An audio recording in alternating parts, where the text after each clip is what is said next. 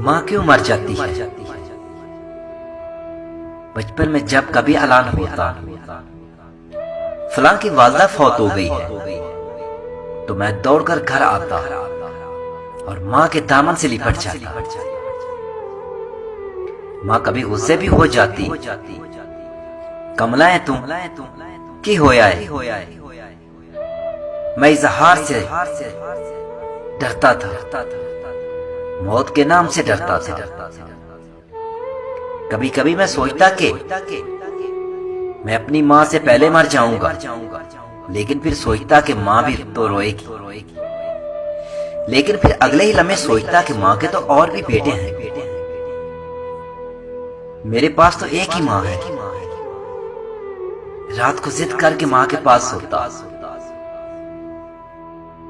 माँ दूसरी तरफ मुंह करके सोती तो मैं माँ के अपनी तरफ मुंह करने तक जागता रहता, और जैसे ही माँ मेरी तरफ मुंह करती तो माँ की सांसें मुझे तपते सहरा में बादे सबा के झोंकों की तरह महसूस होती। माँ के जिस्म की खुशबू मुझको अंबर से ज्यादा फैली लगती। उस दिन न जाने क्यों मेरे पांव मनोवजनी लग रहे थे। माँ मुझे अलविदा कहने दरवाजे तक आई। मैं रुखसत होकर गली की नुक्कड़ मुड़ चुका था, लेकिन मैं दौड़कर वापस आया तो माँ गली की नुक्कड़ के करीब तक आ पहुंची थी। मैंने दौड़कर माँ को गले लगा लिया। आज जैसी बेचैनी मुझे कभी महसूस नहीं हुई थी। माँ ने कहा, जा पुत्र, दफ्तर वाले साहब गुस्से होंगे। आखिरी बात माँ की आज भी मुझे रुला देती है।